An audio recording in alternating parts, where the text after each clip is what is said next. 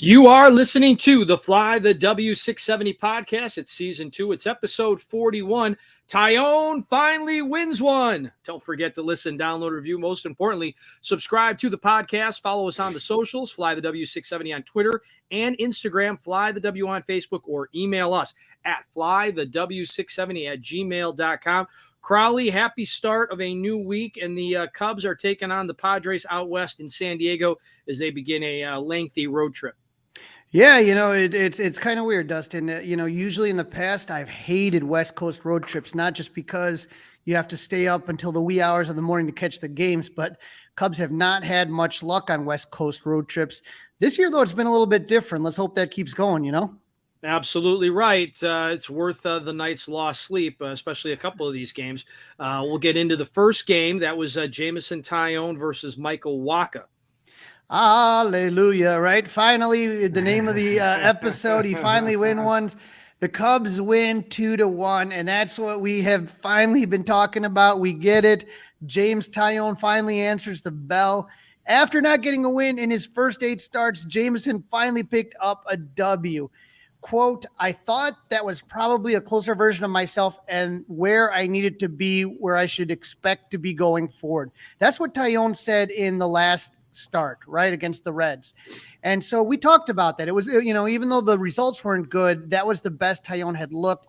And then finally he comes out against the Padres and goes 5.2 innings. He gave up 3 hits, 1 run, no walk, and 3 Ks. Padres didn't get their first hit until the 4th inning on a Tatis Jr. single. Didn't give up his second hit until the 6th on a Ruffin-Odor double, the only extra base hit that the Padres had.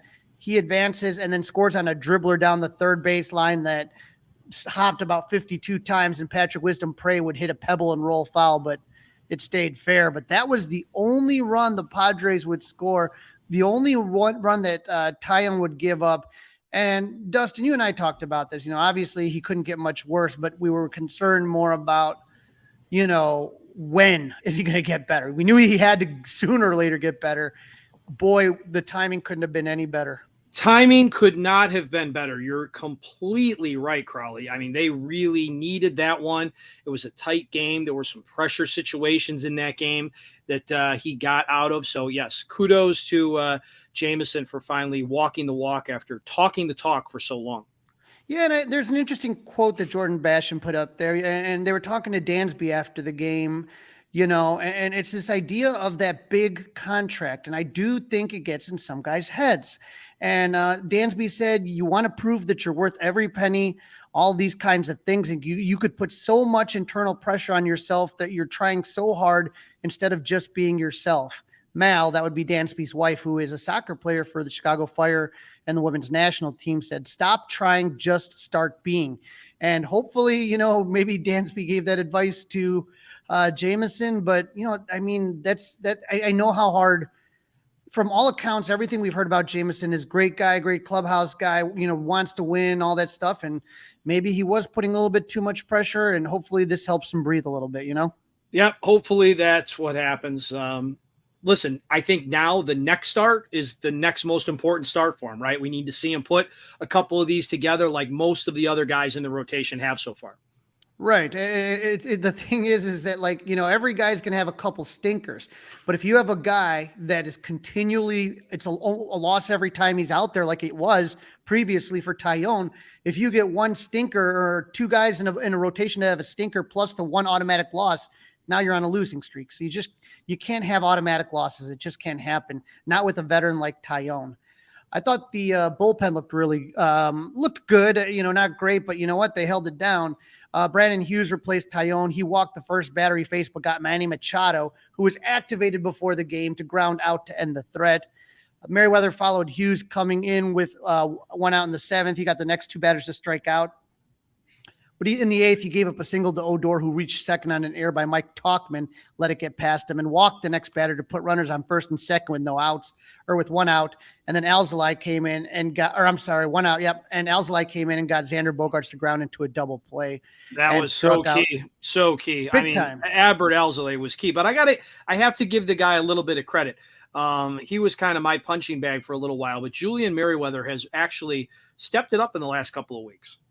Yeah, he's done pretty well, and like you said, Alzolay to me is the best pitcher coming out of the pen, and to get out of that stretch was something I think that was really important. And Mark Leiter back to being Mark Leiter, striking out all three batters he faced in the ninth. So that was a game like you talked about. I mean, the offense, Dustin didn't do much. It was basically the Dansby Swanson show. The Cubs scored 2 runs on 4 hits. Swanson had 3 of the 4 hits. They drew 5 walks, but they couldn't cash in, going 0 for 5 with runners in scoring position. They left 6 men on base. Nico and Dansby hit back-to-back one-out singles and hit one to second. The Padres tried to turn a double play. Happ beat it out. That was some great hustle. So, I mean, they get 1 run that way, and they get another from a Dansby solo shot in the 5th. So this game to me was just so huge because, again, it was Taillon. You're assuming a loss. The offense is not doing much of anything, and the bullpen was able to survive. So big win, I think, for the Cubs in game 1. Oh, huge win. And the other thing I wanted to bring up, we had that great quote you put out there from Swanson, but there was a quote from Taillon that I saw that he told Ross, "Now we go." So he got that kind of monkey, if you will, off of the back, right? He took it off, got rid of it, and now he's ready to start doing the type of things that they paid him all that cash to do. I mean, like I said, I can go down a list of Cub free agent pitchers that flopped out of the gate or just didn't do what you expected. It's a long list, and I don't know why. I don't know why it happens, Dustin. Everybody. I mean, John Lester, really didn't have a really good April or beginning of May. When you think about Stroman, he was okay. When you think about Tyler Chatwood and Yu Darvish, who we're going to talk about next, neither of them started out really well. I mean, that's just something that happens. And I wish I had some sort of data or some reason to prove it or explain why, but I don't. All right, Crawly, let's unfortunately get into game number 2. I was hoping that the Cubs would pay back their old teammate Yu Darvish a little bit, but most of the guys, I mean, there might be 2 guys that were on the same team as Yu Darvish as a Chicago Cub, but Yu Darvish had no problem sticking it to the Cubs, and maybe David Ross helped him out a little bit. That was probably the worst lineup I saw David Ross send out this year. Yeah, we'll have to talk about that. And, I love Yu Darvish. He's one of my nicest guys. I think, he had a bad year. He started out with the Cubs when he started out, and let's say it was 2018? 2019, right around there. And then he got injured. And then the next year he did really, really good. So, I mean, I think that Yu Darvish is a great pitcher and Drew Smyly had an okay start. It wasn't great, wasn't bad. But again, another one of those starts that he kept the Cubs in. He went 5.2 innings, gave up 3 runs only. So 3 runs, it's not like you're getting your butt kicked or anything. No, but that was on 7 hits, 3 walks and 4 Ks. When you combine the hits and the walks, not great. The Padres scored 2 in the second on Brandon Dixon, sac fly, and a Trent Grisham double. Tatis hit a solo home run in the third. That made it 3-0. So right away, not good. And then Michael Fulmer came in to relieve Smyly in the 6th. He gave up no runs, 2 walks and 2 Ks. So too many walks, I thought. And then Jeremiah Estrada came into the game in the 9th. That was his first time pitching in 5 days, and he gave up 2 singles and got 2 out. But then Fernando Tatis again, I think somebody is due for a test. But he hit his second homer of the game, and the Cubs were down 6-0. So if you take a look at this, really, Fernando Tatis, 4 RBIs in that game. So he's the one that really killed the Cubs. And with Jeremiah Estrada, yeah, I love the kid. Here's the tough thing is that when you don't pitch for 5 days, I mean, that's not great for you. You know what I mean? Yeah, you get out of rhythm. No win situation for him there. That's he was put in a situation to fail. That's how I look at that. But he ate up an inning, and that's a good thing. I mean, sometimes you gotta. I know you don't like vegetables, so we use that analogy. Sometimes you got to eat your vegetables, and it looked like that's what he was doing. Yeah, I think he kind of came out, and it took him a little while to get in his groove, and unfortunately Tatis just had a good game. And look, I don't get mad if you give up a home run to Tatis Jr. That's what he does. You know what I mean? You don't get mad if a guy gives up a home run to Manny Machado. It's when you give it up to some scrub who hasn't had 1 home run all year. You know what I mean? That's what bothers me. Tatis, he's going to get you. Juan Soto, he's going to get you. These guys that's what they do. They're great players. Nothing against Jeremiah Estrada. He almost got out of it. Tatis had a hell of a game. Again, I just would like to see Jeremiah get some more regular use, but that's neither here nor there. I'm not the one who gets to kind of decide who comes out of the bullpen, and I'm not the guy who decides. I'm not the guy who decides. You're not. No, You're and I'm not. not. Are you breaking news here, Crawly? Are you breaking I'm some news? more news breaking. I'm not the guy that writes out the lineups, because if I was, like you talked about, writing out the lineups, it would not be the atrocious one that David Ross trotted out in that game. It didn't matter if the it didn't matter if the Padres scored 1, 2, 3, 6, 10 runs. The Cubs offense wasn't going to score any. It was awful. Let's take a look here at what David Ross decided would be a good idea. Mastrobuoni at third, Horner at second, Happ left, Suzuki right, Swanson short, Tauchman center, Rios DH, Mervis at first, and Barnhart catching. So here's the thing, Dustin. No, everyone knows what David Ross was trying to do. He wanted to go heavy left-handed. But just because a guy's left-handed doesn't mean they can hit. Right. Okay. Well, I always make the argument in these situations. If you were in a playoff game, okay, if they were in a playoff game against the Padres and Yu Darvish was the starting pitcher, would you trot that lineup out there? Of course not. Of course not. And I'm not saying that it's a playoff game when it's game number whatever we're at, 47-ish, right now, 40, whatever game they're at right now. Right. But like on the same day, Tucker Barnhart is a really good receiver, but when you're going to start him right now, you're figuring 4 outs. Okay, and it is what it is with him. But on that day, you can't have Rios as your DH. You can't have Mastrobuoni up at the top, even though Mastrobuoni is going to get one of the hits that the Cubs did get that night. He got one of them. But, Mervis is ice cold. It just too many of the same type of guys playing in the same game. I mean, that was a game to get your account with Bet Rivers or whatever awfully healthy if you would have waited and looked at that lineup, because I would have bet against the Cubs that night for sure. Well, here's the thing, Dustin, what you're talking about. You have Mastrobuoni leading off. Never should those words come out of your mouth. Mastrobuoni leading off. That shouldn't happen. So he's got a 157 average.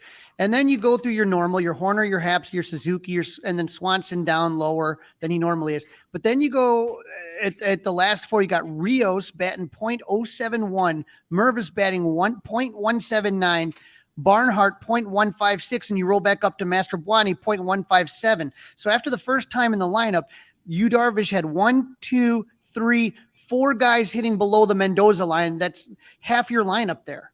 Right. I just don't understand why Horner, why yo-yo with Horner? If Horner's your leadoff hitter, let him lead off. I mean, what's the point of him batting second? I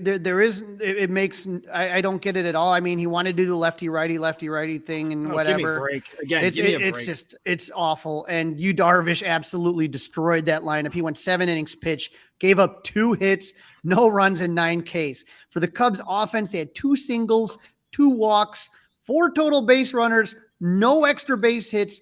They were 0 for 1 with runners in scoring position. So I guess we can't complain about that. Yeah, let's get off of this game because it was an absolute atrocity, and it's not beautiful outside, and it's a start of a new week, and let's just let that one be. Let's get into Game 3, Crawly. Sunday afternoon, Marcus Stroman, Ryan Weathers, the pitching matchup. What an awesome afternoon for Marcus Stroman. Cubs take this one 7-1. The Stro show rolls on. Marcus went 6 innings pitched, gave up 4 hits, 1 unearned run. Uncharacteristic error by Nico, but oh well. 3 walks and 6 Ks. He lowered his ERA to 2.39, second best in the National League. In case you're counting, that was Stroh's 11th quality start, which leads MLB. According to Jordan Bastian, over Stroman's last 4 starts, he had a 1.24 ERA with 21 strikeouts, 12 hits over 29 innings. He's tied for first in innings, 79 in the NL, and he's 3rd in the majors. I don't know if you saw this, Dustin, but there was a little bit of a matchup, a little game between Dustin Stroman and Juan Soto. Did you have a chance to see that? I did, but I saw the first part of it. The second part I actually caught on the radio, and I wanted to ask you if you were watching on TV or if you caught any of it on the radio, because are you going to play a clip for us? Yeah, let's play a clip from Stroh. Let's hear what Stroh had to say. I mean, Soto's incredible, man. Everyone sees how I've talked about Soto on social media before. I think he's going to go down as one of the best players to ever play this game. He's an incredibly tough at-bat. He really doesn't swing at anything outside the zone, so it's always a game, you know what I mean? And that first inning, he was kind of nodding at me after the walk, so I just put it in my back pocket just in case I punched him out later in the game, and I just so happened to. But that's not easy to do, and I'm not going to sit here and say anything because I know he's going to get me at some point too. So just some gamesmanship. He's awesome to play against because he, like I said, he's one of the greats. I truly believe that. So it's a chess match pitching against him because you need to go in the zone. He's not going to expand. He's not going to go outside the zone. So I love that AB against him. So I love that. I love that comment. I love the comment from Marcus Stroman. So for those that didn't catch all of it, the first inning he's talking about, he draws a walk. And there's some staring going on. There's some talking going on, some gamesmanship, if you will. And Stroman's kind of nodding his head. So later on in the game, Stroman strikes him out. It might have been for his sixth strikeout. It's either the fifth or sixth strikeout that Stroman has in the afternoon. And after he's done, he does this little – he goes towards the Padres dugout and does like a electric slide almost, 2 steps to the left. And Zach was doing the game on the radio because Pat's doing TV. And Zach asks Coom, do you think he's hurt? Is there something wrong with him? Like he was trying to work out a leg cramp or something. And Coom got the benefit of having the replay there, a monitor in the booth. And he says, no, I think he's actually doing like a little shimmy shake kind of thing. So some people I know didn't like it. Some people loved it. But I think when you see what happened in the first inning and then you see what happened later in the game on that strikeout, it's kind of one of those tit for tat kind of things, right? It was, they both have a ton of respect for each other, and it was no crime in anything. It didn't get any benches clearing or anything like that. But if you only saw what Stroman did after striking him out, I can understand where you'd be like, come on, act like you've been there before. It was Stroman basically doing Juan Soto's move. Juan Soto does that move when he does something really, really good, like a home run or something like that. Yep. So he basically took Soto's move.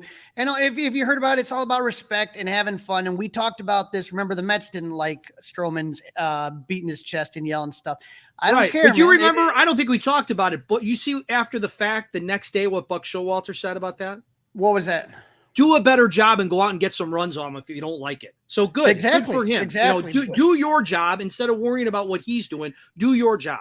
And you heard what Stroman said is that, there's going to be a time where Soto's going to get me and I'm just going to tip my hat. And that's part of the game, man. It's part of the game. It's so much fun and just let it be. And how about if you don't want that, then you may as well have robots out there and just play video games, right? Right. And what about the bullpen? You had Julian Merriweather. Michael Fulmer actually did good, and Brandon Hughes. In 3 innings, they gave up 1 hit, 1 walk, and 3 Ks. That's what I like to see. Get those walk numbers down. Don't give those free bases. And then the offense. Dustin Stroh has to love that support right there. 7 runs on 11 hits, 3 for 8 with runners in scoring position. They left only 3 men on bats. They pounded Starling Ryder and Weathers, knocking him out in the 2nd inning. They scored in the 1st on a Nico double and an Ian Happ RBI single. Then in the 2nd, I talk about gambling, betting on this one. Back-to-back jacks to lead off the inning by Yan Gomes and Trey Mancini. And then Dansby Swanson doubled to add 2 more runs. The Cubs were up 5-0 after 2. And then in the 3rd inning, Miguel Amaya hit a 2-run homer, his first in the major leagues. Miguel Amaya was called up on Saturday. He went 3 for 3, scoring 2 runs on 3 hits with 2 RBIs. A little bit of a surprise move. We'll talk about that more in segment 3, but just such a great game for Miguel Amaya. So good to see it. Yeah, I caught the runs on television, and then I went to radio after that, felt fairly comfortable, felt I could get back to enjoying the beautiful weather, so took the game in my pocket and went back outside. So, yeah, that was a good one. And before we talk about some more stuff, Crawly, let's not forget Marcus Stroman, right before we started today, named National League Player of the Week. Absolutely deserved, and like I said, just like he's enjoying himself and having fun. And I will tell you, in that start, it looked like he struggled at the beginning. And sometimes Marcus kind of, when he struggles, he really fights against himself. I felt he did a good job after a little bit of a bumpy start to really kind of smooth it out. I really liked that start for Marcus because he didn't have his best stuff to begin with, but then all of a sudden, by the end of the game, he was dealing. So good start and just an absolutely electric start to the season for Marcus. Yep, he has been fantastic. And don't forget tonight, Game 4, important start. Kyle Hendricks versus Blake Snell. Crawly, our Cubs, could win the series. Worst case scenario, they split 4. Anytime you can take the series in San Diego, 1984 me loves it. You are listening to the Fly the W 670 podcast. It's season 2. It's episode number 41. Jameson Taillion finally wins one. Unbelievable. In this segment, Crawly's talking to Sam Weiderhaft. He, of course, is the play-by-play voice of the first place Myrtle Beach Pelicans, the Cubs' low-A affiliate. Joining me now on the Fly the W podcast, we have the play-by-play voice for your Myrtle Beach Pelicans, Sam Weiderhaft. Sam, I was talking to you before. You guys just have such awesome gear and alternate logos. I'm looking what you're wearing, and every time I see something on, whether it's on TV or whether it's you and I talking, I'm like, man, I want that hat. I want that shirt. Like, I want everything, man. It's awesome. No, it's cool, man. I think we have a great look all the way across the board. So many different hats, so many different jerseys, but they all hit. And no, I love it. I love our branding here. I think we do a really good job with that side of things. And yeah, it's like every single hat that we drop, it's like the biggest deal ever, and people love it. So I try and wear as much stuff as I can. Not only do you guys look cool on the field, but so far it looks like you guys are having a pretty good season. Last time we talked, the season was just starting up, but now we're kind of in full gear. And you take a look at the Carolina League South, and the Myrtle Beach Pelicans are tied in first place, 28-22 with Columbia, the Royals affiliate. So what has been going right for this team? Seems like a lot, huh? Well, it's been a recent surge. So last week we played in Fayetteville and swept them in 6 games, and the pitching was just dominant.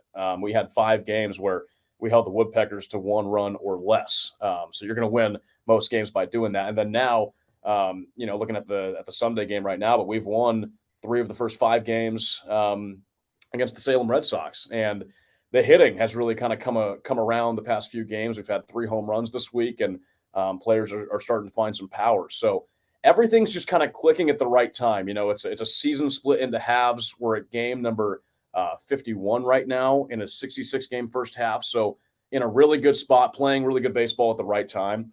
And it's just, I keep thinking back on it with last year's team and how stacked that team was. And they go 47-19 in the first half. And then this team, it's taken a little bit longer to kind of get going, but now guys are starting to figure it out. And it's 2 totally different teams, but we could possibly be looking at back-to-back Carolina League South first half champions. Right. So the season, is it June 25th? Is that roughly when that season, the first half comes to an end? Yeah. So we'll be in Kannapolis. It'll be 66 games down, and that'll be the end of the first half, and then move right on to the second half. But it's kind of interesting how they split the season like that. 132 games in total, but it kind of rewards that first half team for because there's so much roster turnover, right? So kind of rewards that first half team for being so good in the first part of the season. And as you said, you're in the middle of a great stretch, and you guys were on marquee. What was it? Was it Thursday night? Yeah, that's right, because we had the Pirate jerseys on, so it was Thursday night. And I got to tell you, that was such a fun game. The guys have to be so stoked, every time that marquee and you get that big audience, but it just felt like they were playing under the lights, and there was no quitting that team in that game. No, there wasn't. Ends on a walk-off sacrifice fly from Miguel Pabon in the bottom half of the 10th. That was the second extra inning games in 3 games against Salem at that time. There is a lot of fight in these guys, and they're young and they're learning kind of here at this single A level, but you can tell they love the game of baseball and they love who they're playing with. And I think Thursday was a great example of how they're doing that. They get down early, they come back and tie the game, they grab a lead, they lose the lead, and then come back and tie it and then go to extras and win it. So very back and forth, but it's a really exciting group, and they're just really fun to watch. Now, you've been doing marquee games now for a couple of years. Has it gotten a little bit easier, and is it a little bit more fun now that you kind of got the rhythm and how that all works? The nerves have definitely calmed down now. Now that we're, we've been on, like you said, a couple of years and had a good amount of games on there. But it's always just really cool being able to show the Cubs fans out in that area kind of what's coming here at this single A level. Not only that, but my family, most of them lives in the Midwest in Indiana. So, my mom was watching at a bar, and she told the whole bar that was her son on TV. So it's just a super cool moment, not only for the players, but for me as well. And we just love doing it. Now, one guy that kind of always catches my eye when I watch him play is Felix Stevens, and he had a home run on that game on Thursday that was just crushed. First baseman, what are you seeing with Felix that really interests you so far? Felix is a lot more improved from last year to this year, and you can tell just in the maturity and his approach at the plate. Now, he's first base primarily, but they're putting him in right field. They're putting him in left field. They're just finding ways to get him in this lineup because not only is his power just incredible, but he's also just making really good contact with the ball. Strikeout rate is down. His walk rate is up. His ground ball rate from last year has been lowered, so he's driving the ball a lot more. And just swinging at better pitches. I think he's been a really fun player to watch this year, and the power definitely is evident. But now he's starting to add more things to his game. He's stolen a couple of bases, so you get this big 6'5" player that's now active on the base paths. He's been great, not only at first base but in the field, and just kind of becoming an all-around player this year. You mentioned Moises Ballesteros, and it's funny because at one time it looked like catching was a real deficiency in the Cubs minors, and then now that I start looking through it, it looks like more and more that it's starting to become a position of strength. Have you noticed that as well? Oh, 100%. I mean, up and down the Cubs system, I think the catcher is a really strong position. And then, even you go even lower and you got Adon Sanchez in the complex league that hasn't even reached Myrtle Beach yet, but you still heard a little bit about him. But Moises has been really strong for the Pelicans this season behind the plate, really good defensively, and then also playing first base on days that Miguel Pabon catches. So those two kind of alternate. But Ballesteros just has such a mature, I've said it before, but such a mature approach at the plate. He walks more than he strikes out, which I think is something that really is just cool to see when you're just 19 years old and you're facing pitching that's a lot older than you and more experienced. He's just really patient at the plate. So, hits the ball hard, has been really impressive this year, and just looking forward to seeing how much more he improves. One of those guys that I always like to see with runners on base is Andy Garriola, left fielder, man. It seems like that guy just has something that he just seems to do better when there are guys to drive in. He's been a lot of fun to watch. And then I was watching one game where he just went over that left field corner. There's a little beach, I guess you call it over there. Yeah. Oh man, the guy plays with a lot of heart. He definitely does. The effort is there for him. And you mentioned coming up with guys on base, but when he's on base, he's the team's stolen base leader, which you really don't think of when you got a pretty much a power first kind of player. But he's got 7 or 8 stolen bases this year, and that number has upticked in the past couple of weeks. But yeah, like you said, plays with a lot of heart, loves this game, loves his teammates, and just likes getting out there. So typically out in left field for Myrtle Beach, and like you said, we'll see him being pretty active out there. But just a really fun player to watch. He's got a lot of power and is now adding some more aspects to his game. Now, the one guy obviously that was the big international free agent signing a few years back, Christian Hernandez. Like you said, there is an age difference between some guys that are in Myrtle Beach and some of the competition they're playing against. How's it been going so far for Christian? Has you seen improvement since the beginning of the season? Well, he definitely started off strong. It wasn't striking out nearly as much as I think a lot of people thought he would, looking at his numbers from last year, and was just really patient. Now, at the end of April, early May, those strikeout numbers increased by a ton.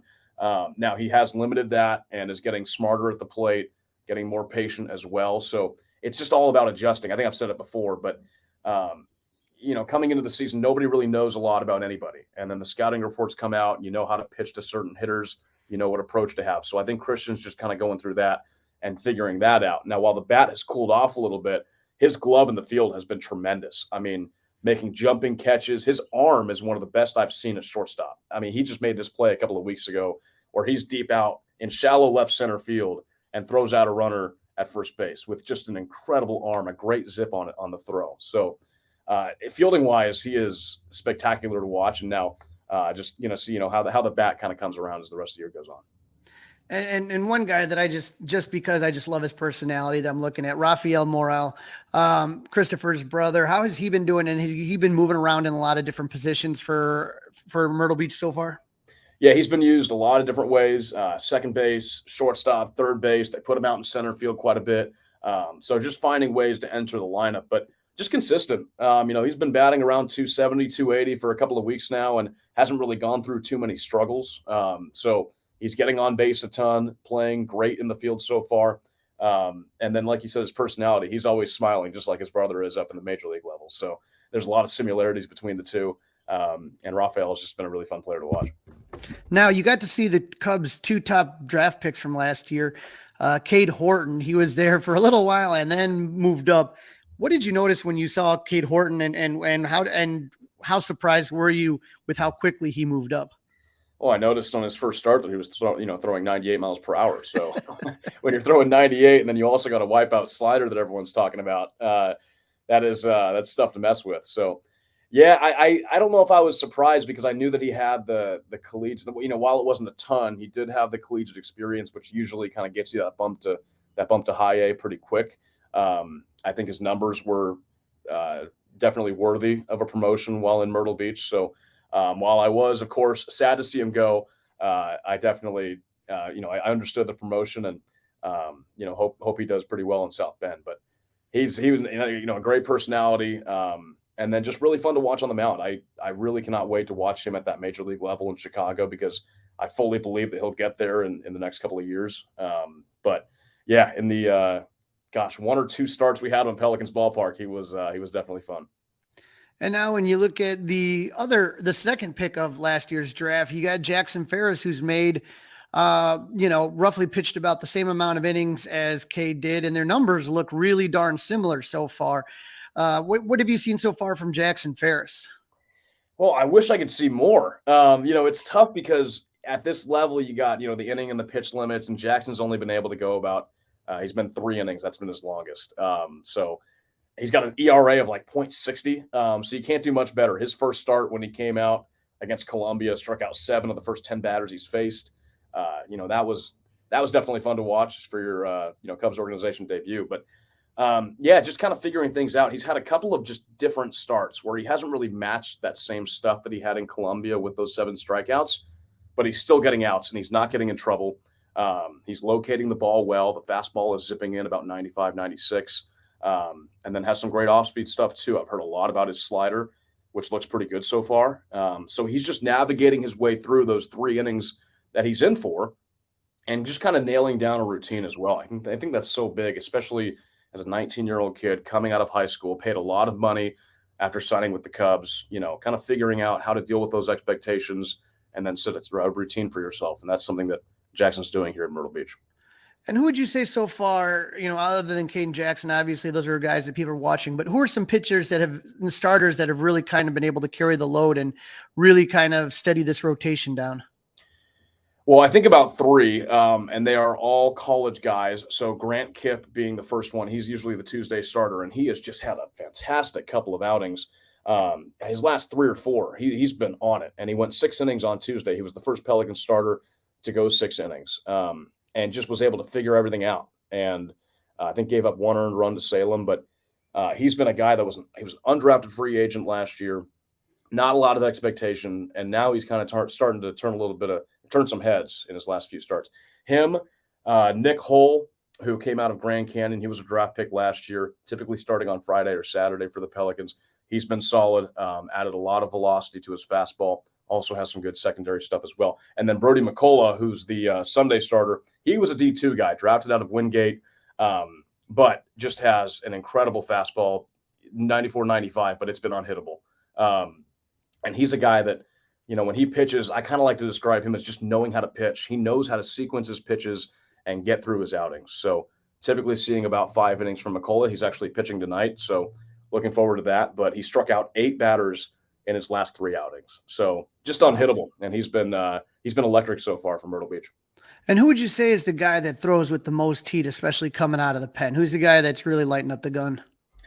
Well, there's been a few. I think Angel Gonzalez, who we actually saw in the Saturday night game, when he comes out, you're expecting about 97, 98 miles per hour. I'm not sure if he's touched 99, but he gets up there in those upper 90s. So he's the guy that kind of comes to mind. Saul Gonzalez out of the bullpen throws pretty hard. I mean, Ferris, his first start was throwing it incredibly hard. But yeah, you got a few flamethrowers that are touching those high velocity numbers, and now it's just kind of about commanding that and kind of grooving that fastball so it's 98 and where you want it to go. Would you say you've seen more velocity in the last year or two than you did previously, or is it about the same? Yeah, I mean, it's an interesting question. It's that's kind of the philosophy all across baseball, is adding that velocity to pitchers and really getting those high-speed fastballs. And I don't know if when Cade Horton came out in his Pelicans ballpark debut and threw 98 miles per hour, I don't think I've seen a Pelican starter touched 98. I think, Daniel Palencia a couple of years ago when he was here definitely touched that. But I think it's becoming a lot more common for guys to touch those higher 90s numbers. And, it's just kind of been such a big thing across baseball to get that high velocity fastball and then add a secondary pitch to it. So I definitely say it's the velocity is increasing for sure. Well, Sam, I always tell people, hey, you got to go down to Myrtle Beach. If you're planning a vacation, Myrtle Beach is the place to go. Well, Sam, I am proud to announce I am putting my money where my mouth is. I am heading down to beautiful Myrtle Beach to check out the Myrtle Beach Pelicans. I will be down with you. I'm talking, Sam, beer, beaches, baseball. I will be there the 14th and 15th. I'll be spending a week in Myrtle Beach, but I'll be spending a couple days at Pelicans Park. You may see me coming out of the pen, or at least maybe throwing a first pitch, maybe singing a stretch. I don't know, but I can't tell you how excited I am to finally make my way to Myrtle Beach. Dude, it's going to be awesome. You're going to love it. I think Myrtle Beach is your kind of place. Like you said, beer, we got great bars. We have great baseball. We have great beaches. There's just everything here to do. And there's not going to be 1 minute where you're bored. There's so many things to do in Myrtle Beach. And yeah, excited to get you to Pelicans Ballpark to see the Cubs prospects, but also just kind of get a full Pelicans experience as well. So it's going to be fun. I said, man, that I'm going to a couple games, and in one game I have, pretty good seats behind the Pelicans dugout, but I'm just going to literally be wandering around the ballpark because every time I watch it on TV, I'm like, I want to go over there. I want to check out the beach part over there. I think you have a Clark and Addison cafe I always see by a marquee. I'm going to be checking it out. I'm going to be running around. And so for those of you listening, on my socials at Crawly's Cubs, I'm going to have tons of content coming out of Myrtle Beach. We're gonna definitely be talking to Sam. He's going to be showing me the haunts and different places in Myrtle Beach. It is going to be a blast, and I cannot thank you guys enough just for the opportunity to come out there and have a lot of fun. And I'm really super excited. I cannot believe the countdown is on. We're about less than 2 weeks away.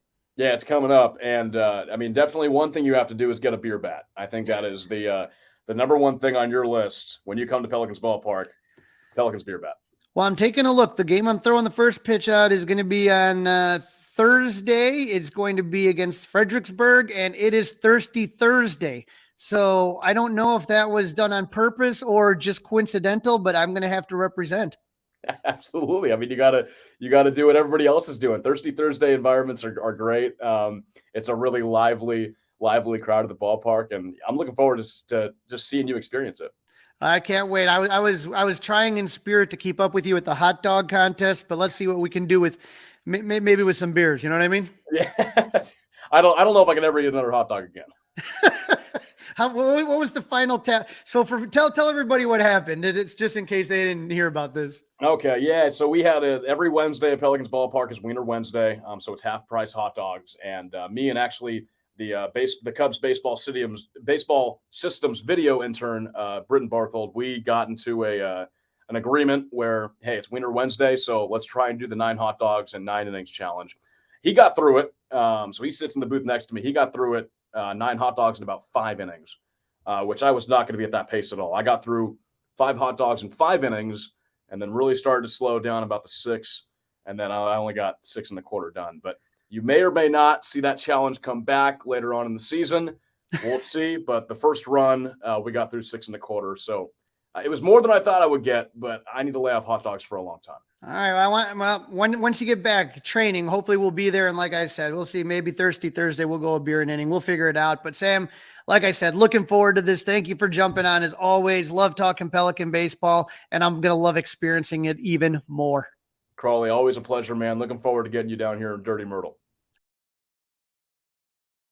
This is the Fly the W670 podcast. It's season 2. It's episode 41. Tyone wins one. Don't forget to listen, download, review, and subscribe to the Fly the W podcast. All right, Crawly, let's get into a little bit of the off-the-field news. Yeah, it was Jordan Bastian tweeted out today, Christopher Morel taking some ground balls at first base. This is what I was concerned about. He's not getting a lot of playing time, and I'm sure this is just a way to kind of see, if he can learn another position, just another opportunity to try and get his bat in. Well, based on the production at first base, you can't blame the Cubs for checking that out. But I wonder if you, instead of doing that, if you were really thinking about not playing Mervis and Mancini as much, why not put Wisdom over at first base and let Morel play third? It's a good question. I feel like that they really want run prevention, and I feel that I'm not sure that they feel that Morel's Well, I can't over think Wisdom. that I can't think Wisdom and Morel are that different at that position. As far as, I mean, you could, that's what they're trying to sell me when they put Master Boney in the lineup. Okay, they're trying to sell us that he's going to play defense. So that's fine, but he doesn't need to bat leadoff then. Right.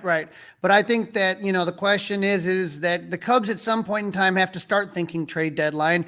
You and I have talked about possible Stroman extensions, but there's other, there's a trade possibility there at some point. If the season, you can't keep treading water. That's why tonight's start with Hendricks is a big one. You need to start winning series. You need to start climbing back into this one to show Jed that he needs to be a buyer and not a seller. And so I just look at this right now and say to myself, I'm really just hoping that the Cubs can, string some wins together. But if they don't, let's say Trey Mancini gets traded, you know what I mean? Then you can possibly put Morel at first is my thinking. Also, Crawly, as we're recording this, it is Monday. It's June the 5th. It's 2023. And on this day in 1985, Ferris Bueller's Day Off. Yeah, look, I got my Save Ferris shirt. They had that. If you watch on the Score on YouTube, subscribe to the YouTube Score channel on YouTube. Today's the day. This is kind of funky. A baseball perspective, a few years ago, Larry Granillo figured out what game Ed Rooney watched from the counter at the pizza joint. Do you remember that? When Principal Rooney comes in, he says, "What's the score? 0-0. Who's winning? The Bears." Just a classic scene. And what they ended up figuring it out was that from the game, it was a game that was played on June 5th, 1985. They were eventually able to figure it out. 11-inning pop out by the Braves, Claudel Washington. And so if you remember the movie, Ferris catches the foul ball, and Mr. Rooney just misses seeing it. But the scene wasn't filmed that day. That was just the call you heard from Harry Carey. Them actually sitting at the game was technically September 24th, 1985, but I can't believe it's been that long. Yeah, classic movie. Gotta make sure if your kids haven't seen it, maybe get a rainy summer day, get in front of the TV. I'm sure it's on all the on-demand services we all have right now. All right, let's talk about some roster moves, some injury report. On Saturday, we got a little bit more official of the Justin Steele news. Yep, no surprise, 15-day IL, and that's the forearm strain, so that's what they say is the issue right now. We're going to keep our fingers crossed, retroactive June 1st. But this was a surprise move, Dustin, because Miguel Amaya was called up. Now, obviously, Miguel really made a strong impression on the team when he came up earlier when Yan Gomes was in concussion protocol. In 28 games so far with AA Tennessee and Iowa, he's hitting .294, .431, .565 with 10 doubles and 5 homers. So, I mean, clearly he's playing really well. It's just a question of, on this team, can you go with 3 catchers, considering all the needs they have?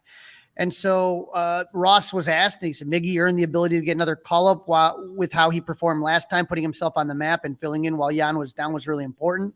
He did a really nice job of coming in and proving what we believed for a long time. He's well on the way of becoming an everyday big leaguer, and just another opportunity that presented itself for him to come in and impact us and help win ball games. So I have no problem with it right now. I mean, until they have a need in the bullpen, if Wesniewski can slide into Steele's spot, I have no problem with this right now. Yep. I have a lot of people that always kind of tweet suggestions at me or things to say. And the one thing I will caution is don't be quick to cut Barnhart. Okay. Just because, David Ross puts him in some crappy lineups. When Barnhart is in the lineup, that means you should have a stronger offense around him. And it seems like the pitchers love him. Right. The pitchers love him, and Miguel Amaya love him to death. He was, again, one of the top prospects. Injuries affected him. So if you lose Barnhart, that's it. He's gone. And so I just feel like people sometimes undervalue the role of the catcher, not the hitting part, but everything else they undervalue. I mean, the next guy up, if something were to happen to Amaya and you got rid of Tucker Barnhart, is Dom Nunez, and that doesn't make me very confident. I think there are great catchers in the Cubs system, and they'll be coming up shortly. We talked about one of them with Sam Weiderhaft with Moises Ballesteros. There's a lot of good guys. Pablo Aliendo in AA, a lot of great catchers in the system. I'm just going to say, right now, I wouldn't be that quick to get rid of Tucker Barnhart. But if Miguel Amaya is up, I'd love to see him catch some, and I'd love to see him DH much more than some other guys. Right. Cody Bellinger took a little BP in San Diego, did a little bit of running, but it doesn't sound like he's going to be back anytime soon. Nah, he said the idea of him coming back for this road trip is too aggressive, undecided if he's going to do a minor league stint. Bellinger said it's definitely frustrating, but I think once I come back, I'm still pretty confident that I'm going to be where I was. I feel good. I still feel strong. I'm able to do quite a bit in workouts. It's only the extension. So I'm pretty confident once I'm come back, I can play how I want to play. So here's hoping, right? Here's hoping. So, Crawly, after winning the first 2 of the 3 games against the Padres, let's take a look at where the Cubs are in the standings. Yeah, looking right now, the Cubs are in third place at 26-32. They're 5.5 games back of the Brewers. Everybody in this division, this is literally just stagnant right now. Milwaukee's in first at 32-27, but they're 5-5 in their last 10. Pittsburgh 31-27. They're only 0.5 back, so they're not going away. They got a 5-game win streak going, so look out for Pittsburgh.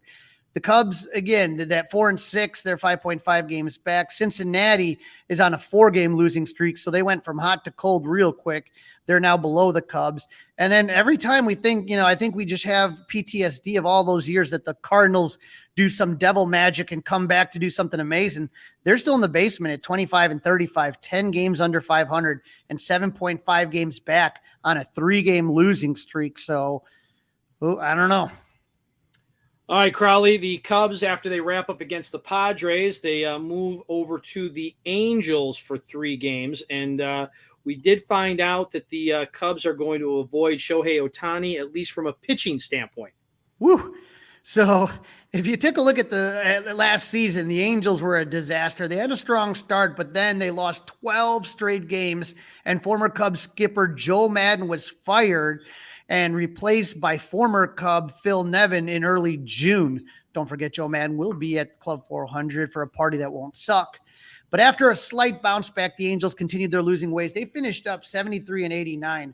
So in the offseason, they added left-handed pitcher Tyler Anderson, who the Cubs will see.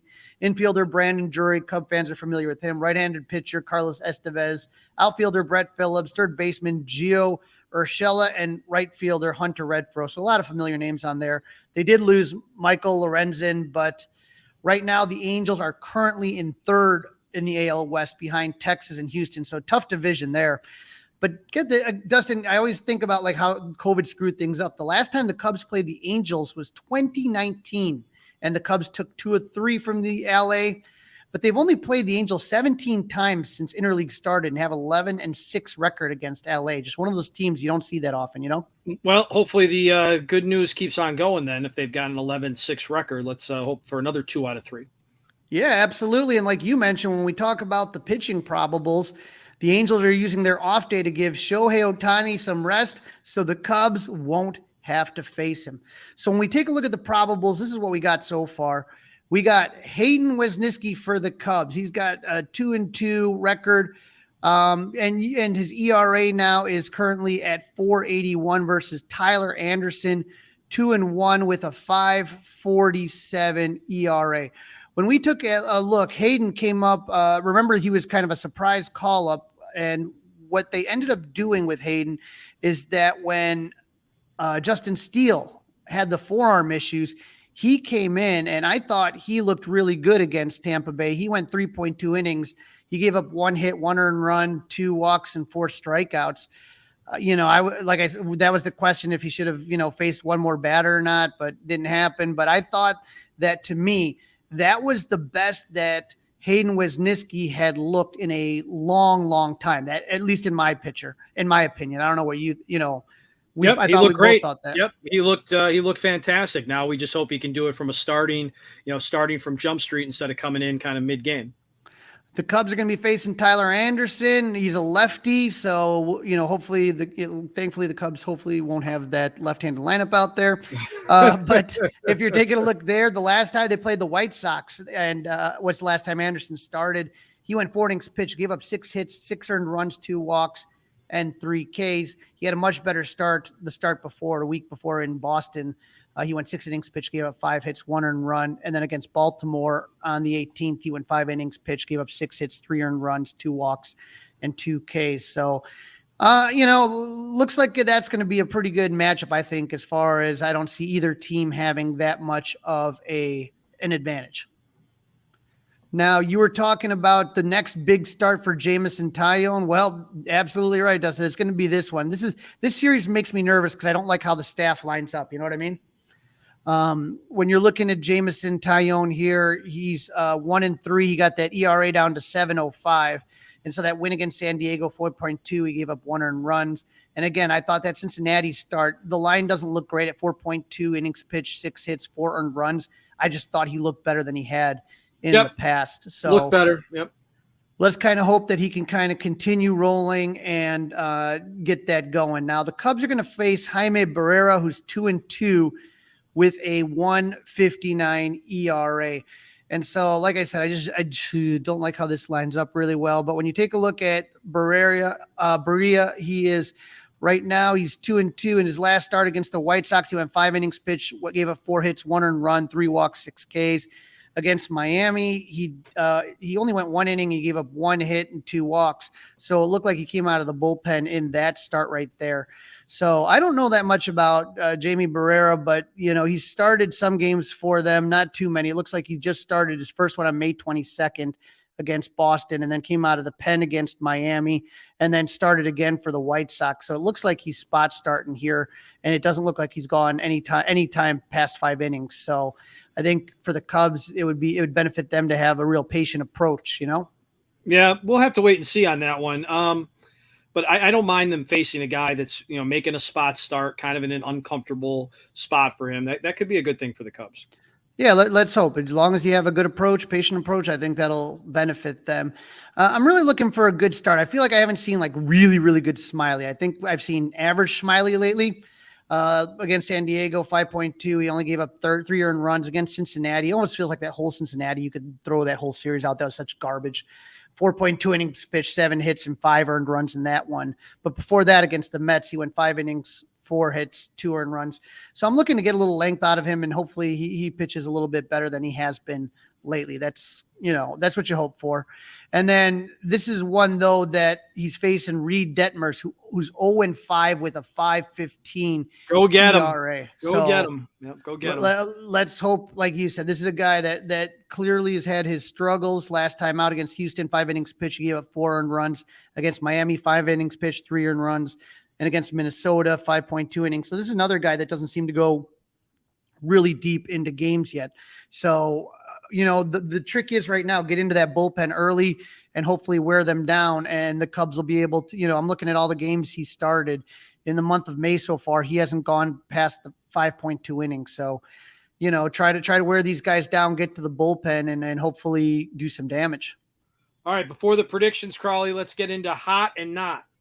Who is hot for the Cubs? How about the new daily double of Dansby Swanson and Nico Horner? With Dansby Swanson lately, 6 hits in his last 17 at bats, 1 home run, 3 RBIs. He's slashing 353, 421, 588.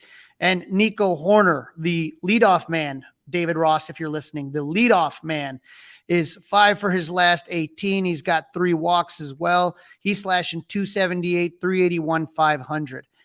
As far as not for the Cubs, guys, I was cautious about calling these kids up, and all 3 of them, Mervis, Morel, and Rios, are really struggling. If you're taking a look here, they have a combined 16 at-bats and no hits.